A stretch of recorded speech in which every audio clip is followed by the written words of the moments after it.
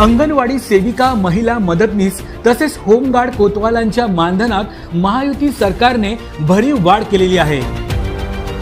अंगणवाडी सेविकांना 15,000 रुपये तर अंगणवाडी मदतनीसांना 8,000 रुपये मानधन देण्याचा निर्णय सरकारने घेतला आहे।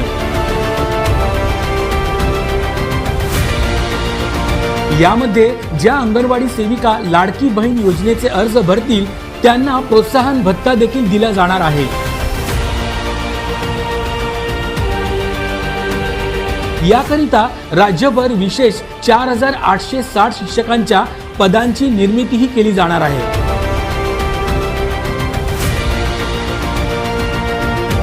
तर अंगणवाडी मदतनीसांना दरमहा 8,000 रुपये मानधन देण्याचा निर्णय झाला आहे।